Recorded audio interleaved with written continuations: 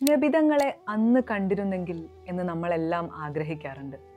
ഖുറൈശികൾ അവിടുത്തെ ആക്രമിച്ച സമയത്ത് സംരക്ഷണമൊരുക്കാൻ, ത്വായിഫിൽ അവിടുന്ന് ഏറ്റുവാങ്ങിയ കല്ലേറുകൾ സ്വയം ഏറ്റുവാങ്ങാൻ, ഹിജ്റയിൽ സുരക്ഷിതത്വമൊരുക്കാൻ, ഉഹദിന്റെ ദിവസം ആ പുണ്യരക്തം ഒലിക്കാതിരിക്കാനുള്ള ഒരുക്കങ്ങൾ ചെയ്യാൻ, ജൂതസ്ത്രീ കൊടുത്ത വിഷം പുരട്ടിയ ആട്ടിറച്ചി നബിയെ കഴിപ്പിക്കാതെ കഴിക്കാൻ എന്നിങ്ങനെ നമ്മുടെ ആഗ്രഹങ്ങൾ പലതുമാവും.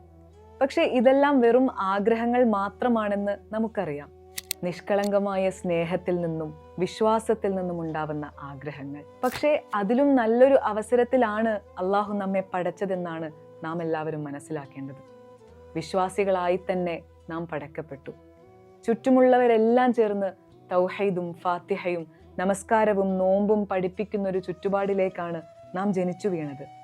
വളർന്നു വലുതാവുന്നതോടെ സത്യദീൻ നമ്മുടെ രക്തത്തിലും മാംസത്തിലും അലിഞ്ഞു ചേർന്ന ഒന്നാവുന്നു. അതിലും മൂല്യമുള്ള എന്തു വേണം നമുക്ക്? ഖുറൈശി കുടുംബത്തിലാണ് അന്ന് നമ്മൾ ജനിച്ചു വീണതെങ്കിൽ എന്നൊന്ന് ആലോചിച്ചു നോക്കൂ. ബിംബാരാധന കണ്ട് ഹുബലിനെയും ലാത്തയെയും മനാത്തിയെയും ബഹുമാനിച്ച്, മദ്യപാനിയായും പലിശ തിന്നും പെൺകുട്ടികളെ ജീവനോടെ കുഴിച്ചുമൂടിയും മതിച്ച് ജീവിക്കുന്ന കാലം. അതെല്ലാം നമ്മുടെ രക്തത്തിൽ അലിഞ്ഞു ചേർന്ന് കിടക്കുന്ന ആ സമയത്താണ് ബിംബങ്ങളെയെല്ലാം ആക്ഷേപിച്ച് ഏകദൈവ ആരാധനയിലേക്ക് ക്ഷണിച്ചുകൊണ്ട് ഒരാൾ കടന്നു വന്നിട്ടുണ്ടെന്ന് നാം കേൾക്കുന്നതെങ്കിലോ എന്തായിരിക്കും നമ്മുടെ പ്രതികരണം?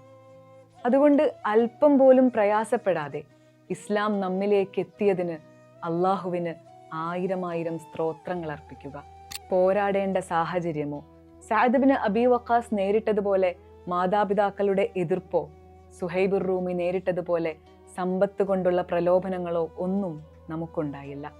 അള്ളാഹുവാണ് അവയെല്ലാം അതീവ ശ്രമകരമായ പരീക്ഷണങ്ങളായിരുന്നു. എത്രയോ ആൾക്കാർ പരാജയപ്പെട്ട അതിശക്തമായ പരീക്ഷണം.